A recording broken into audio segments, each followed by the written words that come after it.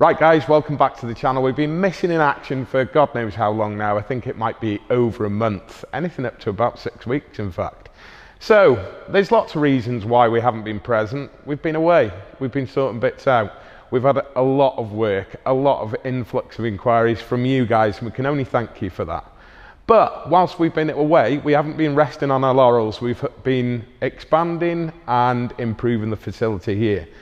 Now that's in a number of different ways, and it's going to only benefit you guys in terms of content and in terms of the service that we can provide you. So I'm going to show you today just a little bit about what we've been doing.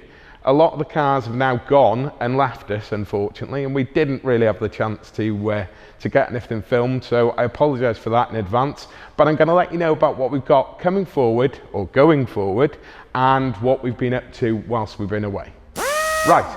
I wonder how many of you can guess from the colour of this vehicle just what vehicle it actually is and who owns it. Now I'm going to give you a bit of a clue. Just have a look at this badge down here. Now I'm going to give you one more little clue. This is a left hooker. So for those of you that haven't already guessed, this is Ricky's car from Living Life Fast. Now I'm not going to tell you exactly what we're doing to the vehicle. I'm going to leave that to Ricky to explain. But I'm sure you're going to see more of this and Ricky's other cars on the channel coming soon.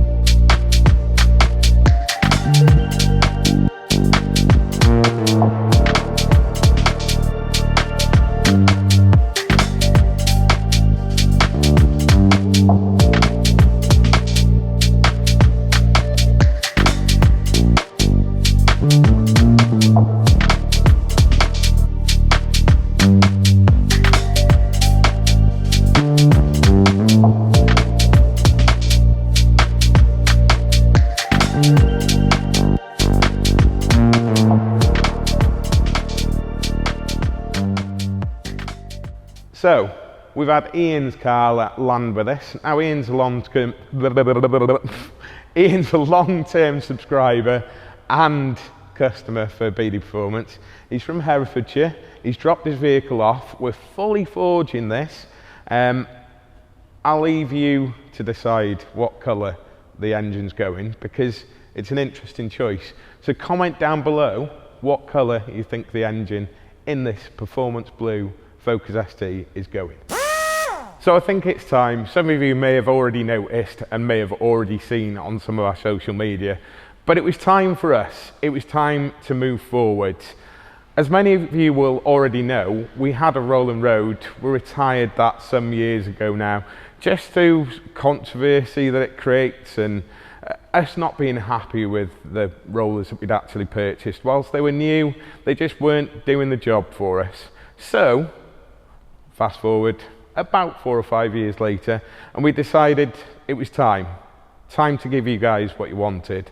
So for that very reason, we went out and purchased a hub dyno. So I know a lot of you are going to ask, why did you get rid of the rolling road and why weren't you happy? Well, for lots of reasons. It was difficult to strap, it was time consuming, and overall, if I'm honest, we weren't particularly happy with the software. Whilst we were happy with the chassis itself or the bed, we weren't that happy with the software, and it was going to cost us a lot of money to upgrade to something that we wanted. So over the last few years, we've been doing some research, we've been taking our time, and we've been deciding exactly what would be right for 𝗵𝗵 Performance and for our customers. And the decision was made some 6 months ago now to order a hub dyno.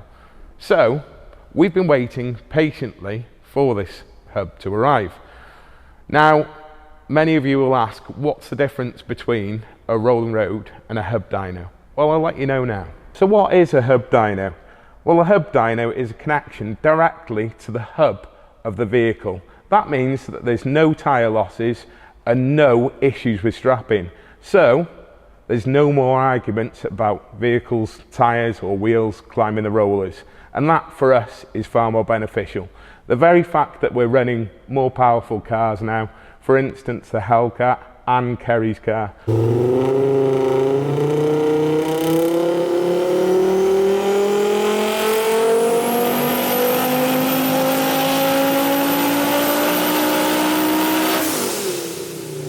alongside Nick's and some of the other builds that we've got planned, it just means that we don't have to have people sat on the front or the rear of the car to keep it in the rollers.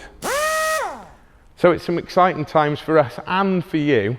We're doing this for you and for our customers going forward, making sure that we can bring you the best possible equipment and range of services to ensure that we can continue as we are, move forward and develop as much as possible. So this, guys, is all for you. So I apologise in advance for being missing in action, but there was a lot of complications which I'm not going to go into with this hub dyno. We got there in the end, but there was a lot of frustration which meant that I had to be away alongside Lee and we had to get this thing done for you.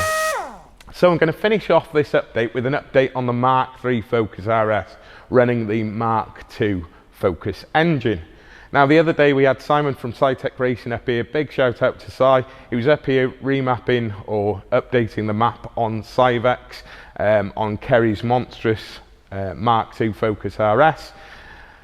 We're pleased and proud to announce that we actually got 911 horsepower on pump fuel out of Kerry's car, but at the same time we had some issues with the S7 and the connection and starting of the vehicle basically that we were trying to work out. So Si was here, spent a couple of hours here just having a look through it and seeing if we could progress with it.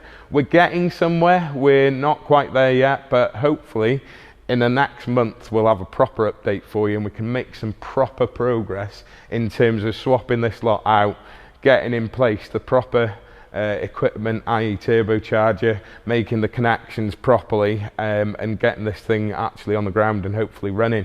Fingers crossed we'll be somewhere near and at least this car, whether it drives or not, will go to Ford Fair. Fingers crossed, I can't promise that, but for now guys, if you like this sort of content then please consider subscribing, hit that bell icon to stay notified and give this video a thumbs up if you've missed us.